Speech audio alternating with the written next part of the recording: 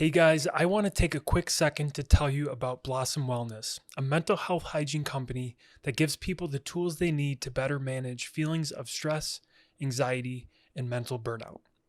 Their signature product, Bliss Blend, is formulated with lion's mane, reishi mushroom, and full spectrum CBD oil to aid in reducing feelings of stress and anxiety, boosting immunity, and supporting brain health. This is my personal favorite CBD product as it provides a nice blend of calmness along with focus and mental clarity throughout the day. To try Blossom, go to blossomwellness.co and use the code DANVOSS, that's DANVOSS at checkout. You're listening to the Live Life Longer show with Dan Voss, inspiring you to live longer through the cold, the hot, breathing, eating, and being nature. In this week's episode, my guest is Ann Louise Gittleman, an award-winning New York Times bestselling author of over 35 books on health and nutrition, including diet, detox, women's health, men's health, perimenopause, menopause, beauty, and the environment. As one of the world's foremost experts in functional and integrative medicine, Ann Louise holds an MS in nutrition education from Columbia University, has the title of Certified Nutrition Specialist from the American College of Nutrition, and a Ph.D. in Holistic Nutrition. Ann Louise is a popular speaker on internet summits and is actively involved with educational videos, her popular blog, and her top-rated podcast, The First Lady of Nutrition Podcast, where she tackles the most urgent and controversial health trends and topics. Over the years, Ann Louise has been a regular health contributor on several national television shows and networks. Ann Louise, welcome to the Live Life Longer show. I love the name of your podcast, Dan. It's a pleasure to be with you. Live life longer and better. Yes, I appreciate that. And I'm so happy we connected because we have a lot of shared interest in the health field, specifically around longevity. And to your point, I've had a few people point out that they like the title of the podcast, the Live Life Longer show, but it should also be about living better and improving our health span, not just our lifespan. So that's so much of what you cover in your upcoming book, which I have a copy of here, Radical Longevity. Wonderful. I've really enjoyed reading it, and it's truly it's chock full of so much information around the topics of longevity, living healthier, eating healthier, having a healthier lifestyle, and really reversing the symptoms of aging, because I think people need to start looking at aging as a disease, which is exactly what it is. Yes, indeed. I agree with you 100%. You could have written Radical Longevity. We're on the same page. That's great to hear.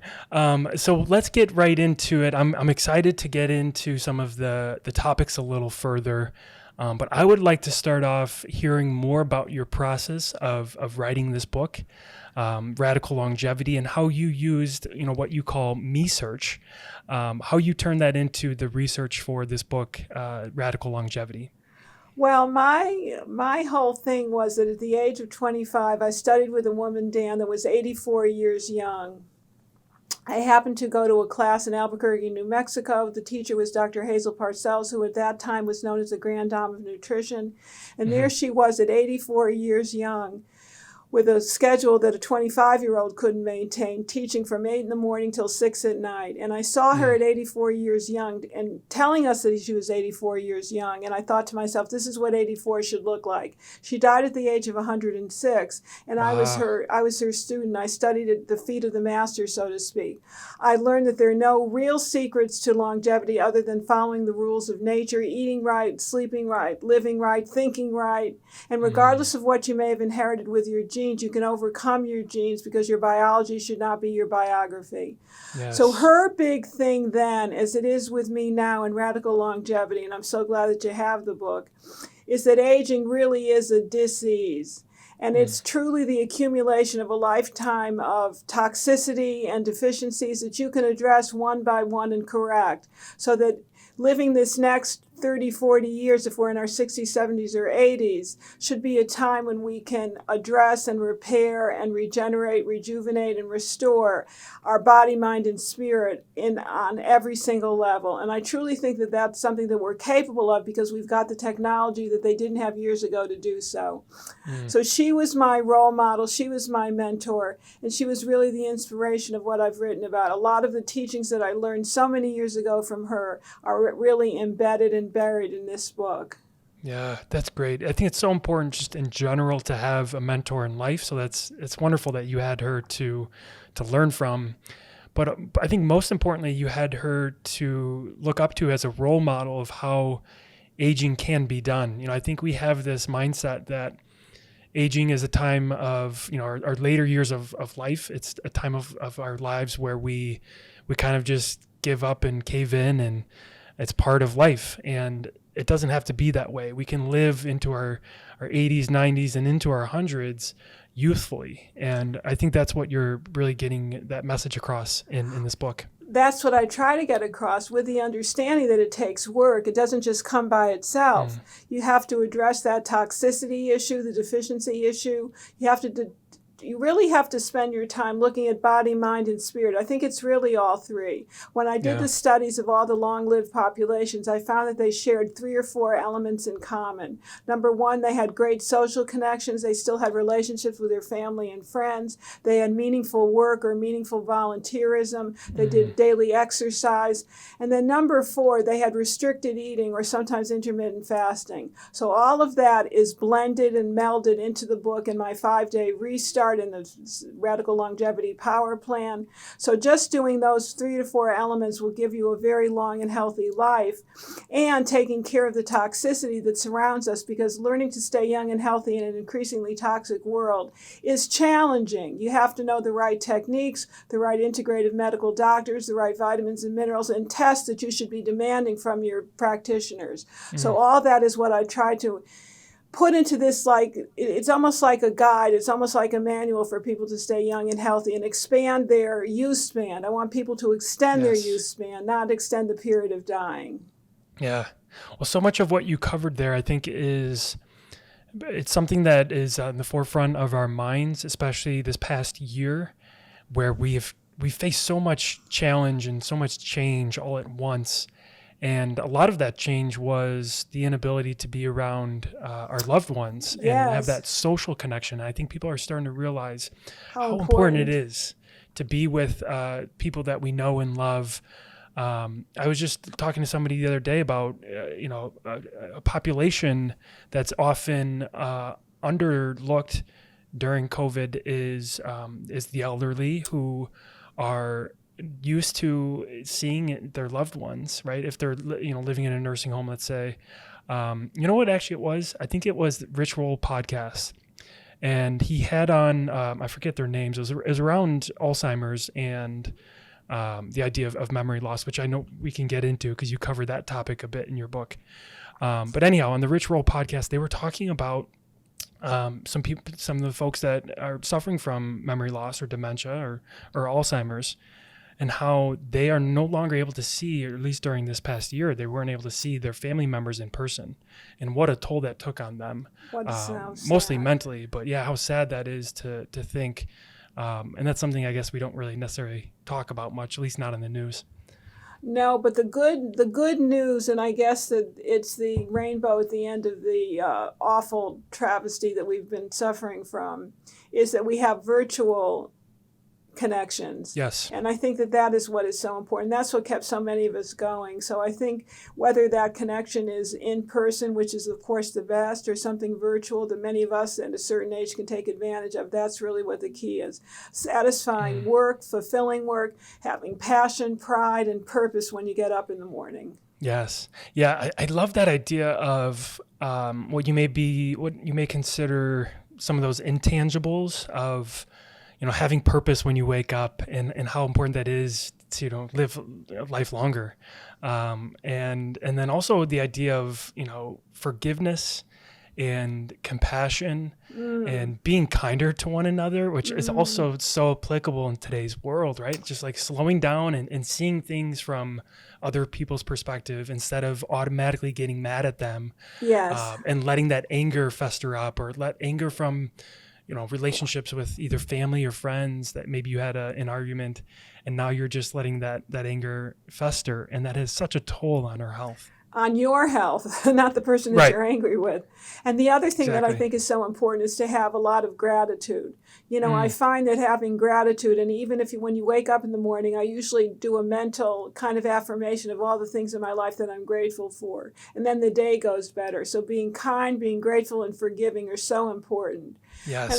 And I also think that it's important to honor tradition. I love the concept of celebrating holidays. And this year, more than ever, to me, it was very important to get together with family and friends and do virtual celebrations online, whether it was a birthday celebration, whether it was an anniversary celebration, or a holiday celebration. So all that is part and parcel of living long, living healthy, and living a meaningful existence. So that's all part of my radical longevity plan.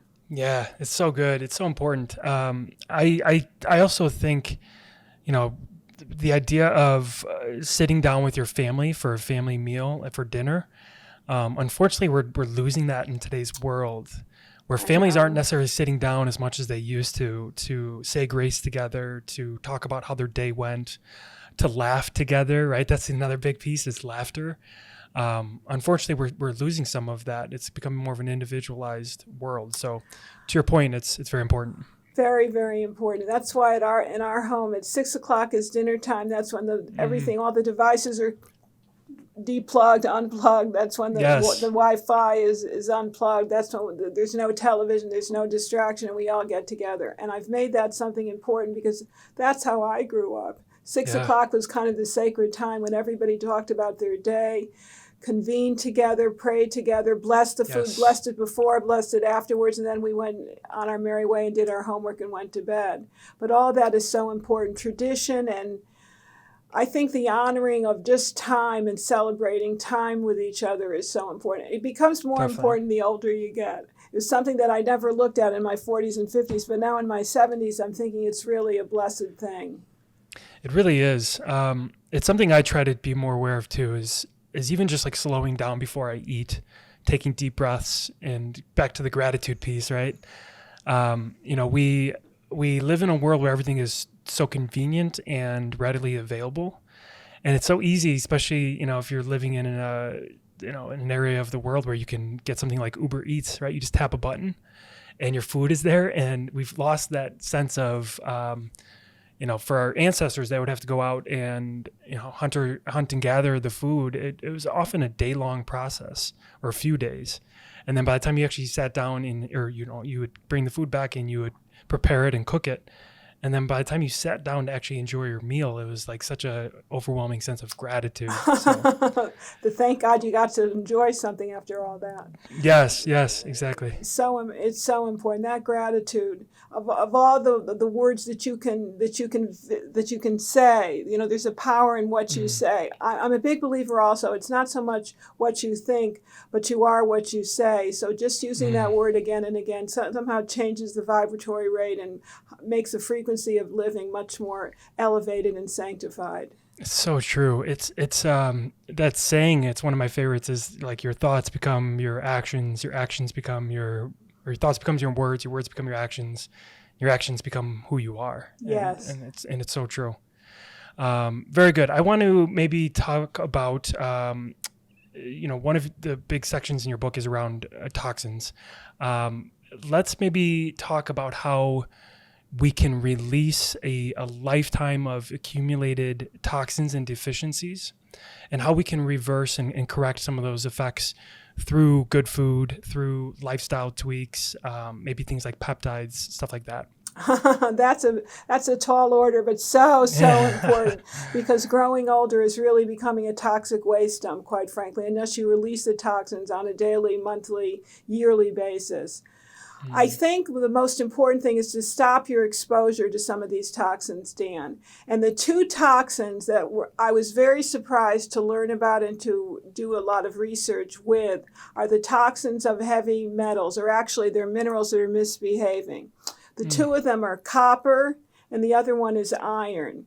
And what I find with copper is that there may be a connection based upon what a researcher at the University of Michigan told me himself, and after reading his work, I think that's true, that we found a great correlation between copper pipes and the implementation of copper pipes worldwide and the degree of Alzheimer's that started to climb as the degree of copper pipes spread throughout the world. So wow. Copper in the water, the divalent copper in water is a real toxin. So one of the things you need to do in the privacy of your own home is to get a water filtration unit that blocks copper.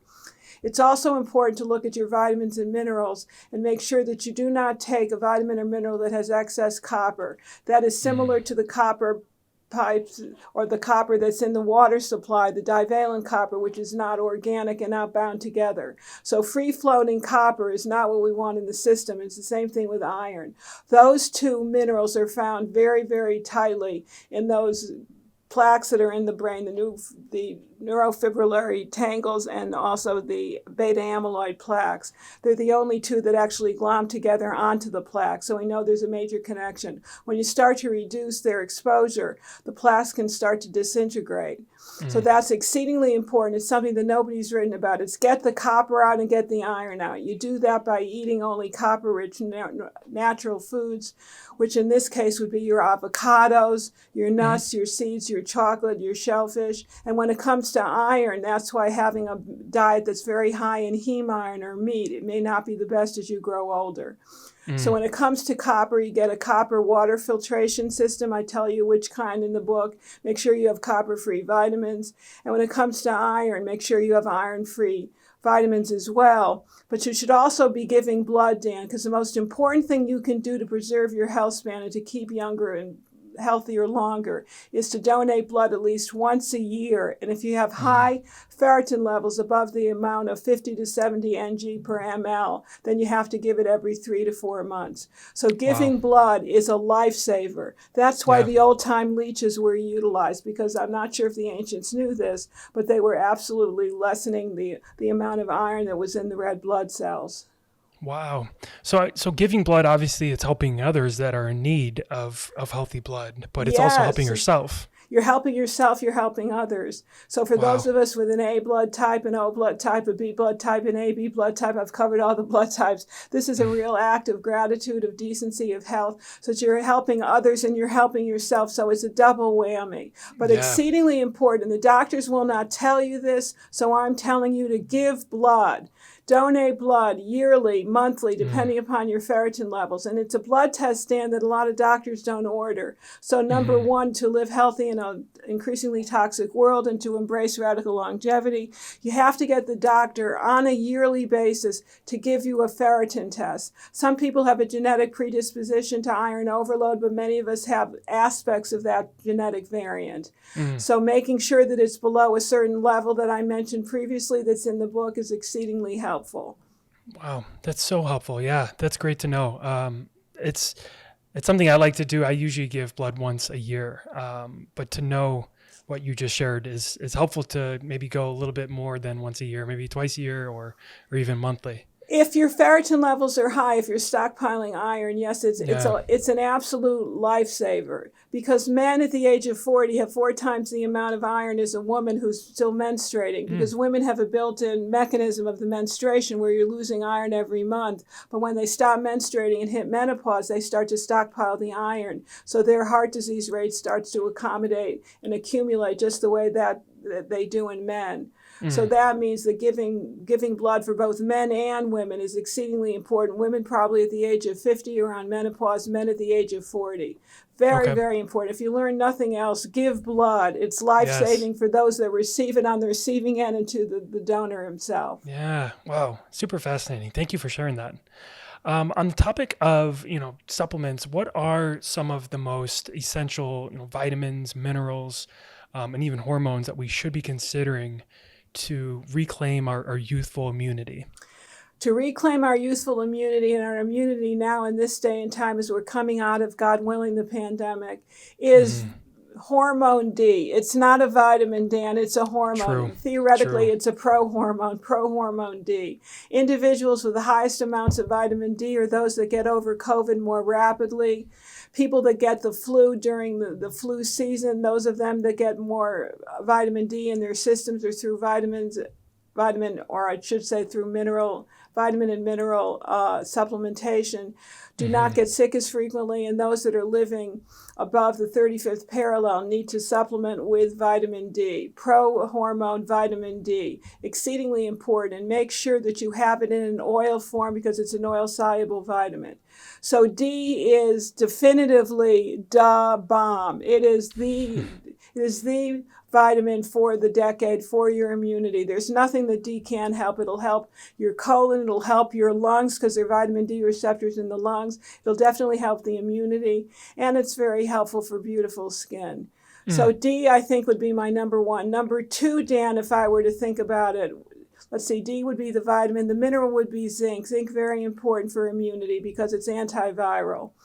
So I love a little extra zinc, maybe 50 milligrams a day. You need zinc, zinc-rich foods. Make sure it's in proper balance with copper. So you've got your copper that you're relegating from your vitamin and mineral supplementation. You'll get a copper-free multi, and you've got extra zinc. Some people need up to 100 milligrams because they're very zinc deficient. So eating foods like pumpkin seeds, cage-free eggs, and a little bit of meat, maybe once or twice a week, will give you sufficient amounts of zinc. So zinc is antiviral, zinc is immune building. Zinc and D are the two biggies that I can think of. Yeah, that's good. With vitamin D, so we were kind of talking about earlier how important it is to do all these different health hacks, but in a natural way, right? Like for me, it's important that I get vitamin D first off if I can get outside, get fresh air, and get sunlight. But then it's also important just to have vitamin D in consumption in general, regardless of how we get it.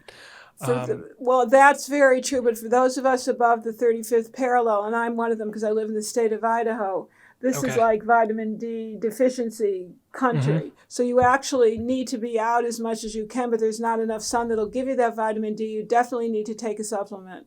So that's where 2,000 to 5,000 IUs daily, I think, comes in handy. Okay, that's good to know. And then you said preferably in oil form, correct? Because it's an oil-soluble vitamin. So if you're taking it in a pill form that's water-soluble, you're not going to be absorbing it. Always take it with a little bit of almond butter, a little bit of olive oil, or make sure it's in a soft gel. Vitamin D is oil-soluble like vitamin K, vitamin E, and vitamin D. Those are the biggies.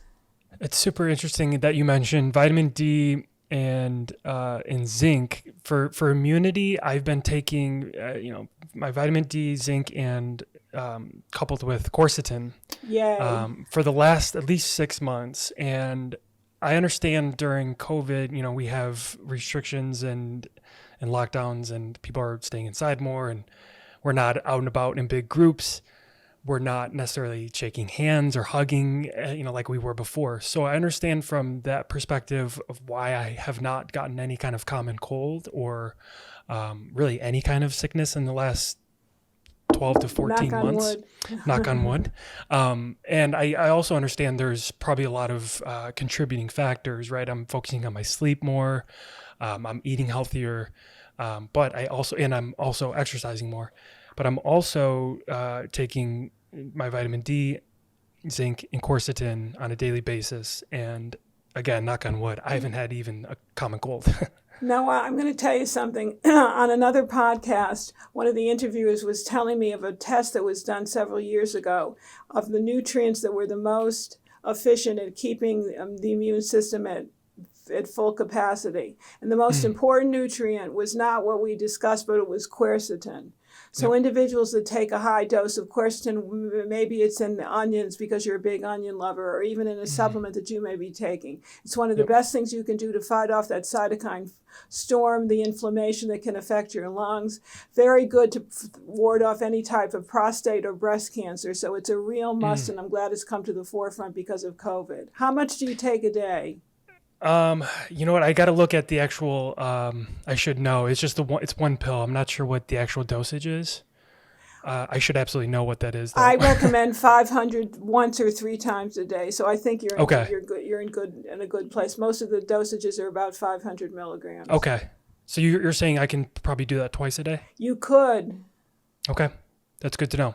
Yeah, I got to look at the bottle. I know it's just the one pill I take each morning. I'll have to look at what the dosage is. It's pretty bad when you don't realize what you're actually consuming. I should know numbers. We're all so busy. Don't worry about it. But the fact that you're taking quercetin is excellent. I talk about that in my Immunity is Everything chapter as one of the top nutrients that you can take to affect your immunity with that vitamin D and with zinc. And of course, vitamin C, which is the premier antioxidant of all.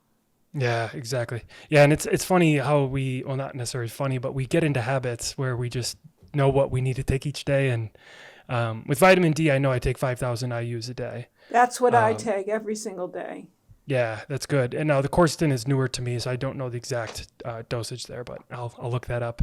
Thank you. Yeah, thank you. Thanks for sharing all that. It's super helpful. I also want to maybe pivot a little bit, although it's all interconnected, and talk a bit about brain health. And you have, several areas of your book that you talk about brain health, but you do talk about Alzheimer's. And this is a topic that's pretty near and dear to my heart because I have family history of Alzheimer's. On my dad's side, he had 7 siblings, and 6 out of the 7 siblings all had Alzheimer's, and his mother had it as well. So it's something that we're kind of nervous about, with him, but let's talk maybe a little bit about brain health in general. But with Alzheimer's, you talk about a Cinderella mineral that helps us prevent memory loss and maybe reverse Alzheimer's. Can you touch on that Cinderella mineral? Yes, I bumped into the Cinderella mineral quite honestly. It was quite accidental, but that Cinderella mineral is none other than lithium at micro dosages. So lithium has been found to reduce and even reverse, this is a biggie, Dan, to reverse Alzheimer's more so than any other nutrient out there. The amounts that are suggested are anywhere from 5 milligrams to 80 milligrams. So everybody make a note. It's 5 to 80 milligrams. Or actually, you'll see more information in Radical Longevity. I'm not going to give you every little tidbit here, but just to tell you that this is really a magical mineral.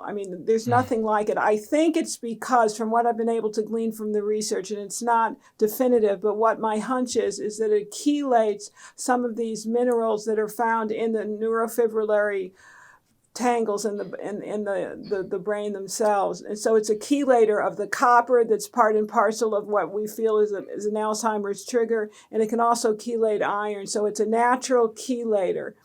People that take it feel very calm, feel very even-tempered. It's nothing like the drug that's also out there, which is the lithium, which you can take at higher dosages. This is really a micro dosage, much less. But you want to keep away from any of these heavy metals. You want to get your teeth checked. I feel that health begins in the mouth, not in the gut. So if you've got a lot of mercury fillings, mercury is found in many of the Alzheimer people's brains, at 10 times the amount of normal people that don't have Alzheimer's. Get those fillings removed, get them replaced with a biological dentist. Get rid of the aluminum in your house, get rid of the glyphosates in your house, get rid of the canola oil. So you've got to get healthy when it comes to your foods. Use a little bit of coconut oil, use a lot of turmeric, but get rid of the toxic elements that I think are creating the disease in the first place. Yeah, it's a really good starting point. Where can we find something like lithium? When you say microdose lithium, what's the easiest way to get access to that? Online. So we can just order that online? Okay. Or you can get it in a good health food store. And I take about 10 milligrams a day. Great. Okay, that's really interesting. Yeah, it's really helpful. Of anything that I have found that I've looked at, and I've read a lot of the research, the literature, the double-blind studies, and so on and so forth, lithium is the magic mineral. Wow. Yeah, it's fascinating to me how much research and how much advancement is taking place in the field of Alzheimer's research. And like I said, it's something that's near and dear to my heart, and something that my family we're concerned about it. But it's so hopeful and refreshing to hear people. That there's hope, that there's real hope. Because it almost seemed like for so long that the mindset was that it's inevitable. If you get it, you get it. It's genetic. And now we're learning so much more about it. I mean, we're learning, people are calling it type 3 diabetes. And Yes. we're seeing how it's really a result of a lot of our lifestyle and health habits and nutrition habits. And it's hopeful to see that we can make real change here. Make real changes with the kind of oils that you're eating, making sure that you get out that canola oil, which is part and parcel of the glyphosates, and taking as a prophylactic a little bit of this magic Cinderella mineral. Sure. Yeah, it's fascinating stuff. While we're on the topic of brain health, I know you talk about in the book the number one brain aging hazard that's hiding in our home, and I know you don't want to give away everything that's in your book here. But maybe you can talk a little bit more about some common household items like Wi-Fi that might be aging us that we don't even know about. Well, the one specifically for the brain that you need to know about is the copper pipes. Okay. So that's where you have to check the water. You get a water quality report. I tell you what the levels should be because they're much lower than what the EPA says is okay. So you need to make a connection there. Number one, get a copper-free multi, very important, because we see that people that take a lot of copper added vitamins and minerals have a 6 times greater incidence of Alzheimer's. So that's number one. Number two, you do the same thing with iron as we've covered before, and then you don't use any aluminum. You get the aluminum out of your kitchen. No aluminum foil, no aluminum pots and pans. You use enamel or stainless steel. This is just easy stuff. I mean, it's easy if you know what to do, I guess. It's being able to know what to do. So that's what you need to do. And then, of course, the proper exercise. Dancing is an excellent way to kind of keep the brain moving in the right direction. Any kind of physical movement is very important. Being with people, as we discussed. And the other thing in the house that you have to look at is the Wi-Fi. Now, the problem with Wi-Fi is that it acts as a stimulant for calcium dysregulation in the cell. So what you need to do as much as you can is to protect yourself because you're in a Wi-Fi soup every single day. You've got the cell phones, you got the cell towers, you got the smart meters, you got the baby monitors. What am I missing? You got all kinds of Wi-Fi devices. Now we're going to get 5G rolled out. So it's protecting yourself and disabling Wi-Fi at night. The least you can do is disabling that Wi-Fi at night so you can have a healing sanctuary and sleep 6 to 8 hours. As much as you can without being disturbed. Now, I'm wearing something around my neck. I don't know if you can see it clearly. I'm going to take it off. I can't take it off. I can see it. I can see it clearly. Do you see what that is?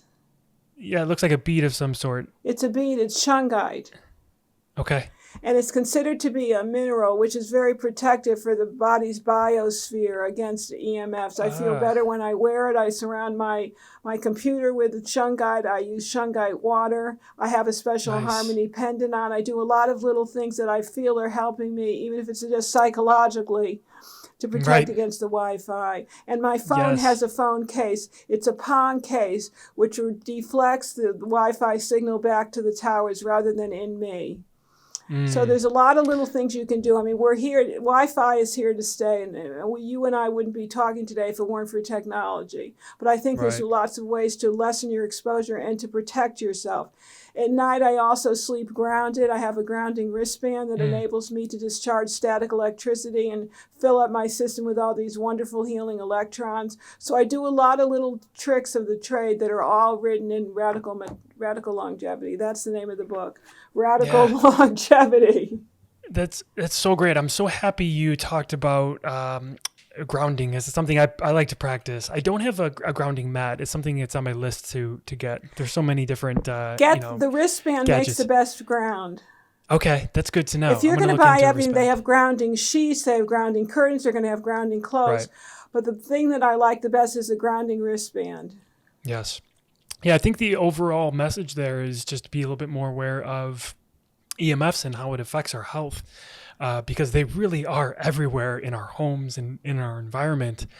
And if you can do something like grounding or have a grounding wristband, that can really have a positive impact for you. And like you said, even if it's psychological, if it's a placebo effect, I'll still take it because at the very least, it reduces some stress that we might have. Yes, indeed. Indeed. And that's such a big element. That's such a big trigger for aging. And that's just the stress of it all. But there's stress. EMFs produce a certain kind of stress. They enable the body to produce 20 shock proteins, which is a stress to the system. So your DNA is exquisitely sensitive to EMFs. So as much as you can, reduce your exposure. And certainly if you have a child in the house, you don't want a child below the age of 8 to have a cell phone, especially not a smartphone. Wow. It's fascinating stuff that I Good news. We're just shouting out all the good news. Yeah, right. But it's important because unfortunately a lot of people either they're not aware of it, they just don't know, or they don't hear it enough for it to really make a big impact, for them to actually take change. It's a big business, I know. And whatever you do, if you get a cell phone case, it's the Palm, which has now been sold to another company, but if you Google Palm, you'll be able to see what the case is. You don't want to keep your cell phone on your body, because wherever you're keeping that cell phone is where the body part is irradiated. I think there's so much hip replacement because of people keeping their phone in their back pocket. Yeah, I believe that. Or the other thing that people don't think about is, and I am guilty of it from time to time, but having my laptop directly on my lap if I'm sitting on the couch. It's the same problem. Don't do that again, Dan. Don't do that again. Yeah, it's not good. You are directly placing these devices on our bodies. And most people don't know the impact. In areas you don't want to irradiate, trust me. Right, exactly. That's exactly right. I'm also happy you talked about dancing because I think in the fitness world, and believe me, it's a good thing if you can get to the gym or get like physical, like intense exercise in. But it almost has gotten to a point where it's like that's the mantra where you have to go to the gym and get a soul-crushing workout every day. And it doesn't always have to be that. It can be walking. It can be gardening. It can be dancing is a big one that I think a lot of people don't consider. So I'm happy to hear you talk about that. You can do all those things. And I interviewed a woman that was 95 and she couldn't get out of her apartment. So she walked up and down 45 flights of stairs every day. And she's as spry and as healthy and as intact mentally as anybody I've ever met. So however you choose to exhibit your movement or manifest your movement is just fine. I personally love Pilates because it's stretching. I feel it's very, very good for my system. It's very stress reducing. And I think whatever you do, just do it regularly. Yeah. And as long as you enjoy it, it kind of goes back to what we were talking about earlier is having purpose, right? Like waking up and having something to purpose look and forward passion. To. Yes. Yeah. And pride. So important. The 3 Ps, purpose, passion, pride. I like it. That's great. Well, Ann Louise, before I get to my last couple of questions here, what have we missed? Are there any big kind of takeaways that you'd like to leave my audience with that they can look forward to in your book? Well, we've got very actionable steps. I'm very no nonsense, very direct, and we don't have time to waste. You've got to get down to the nitty gritty. So I'll tell you what vitamins, minerals to take and the amounts that you take them in and where you get yourself tested. That's number one. We give you a vitamin and mineral program. We give you a 5-day reset. I give you a weeks-long menu program that you can follow for the next 3 to 4 weeks, just rotating the menus with 40 delicious, scrumptious recipes. I also give you there's a chart at the back of the book, Dan, that shows you every single condition that you might be wanting to target and what vitamin, mineral, and lifestyle change or tweak you need to make to get in optimal health, to get into that radical longevity mode. And I also tell you about the advancements we have in the peptides and the redox signaling molecules and in the stem cells. So if you want to go that route and want to spend a little more money, that option is available too in radical longevity. Yeah, I think that's what I love about this book so much is that you have it broken down for somebody that's just starting to kind of get into learning more about their health. Like you cover what we may consider some more basic stuff, but it's still super important information. Foundational. I call it foundational. Foundational. Yeah. Foundational for the general public. And then you also have a lot of content in here that is for people that want to go that step further.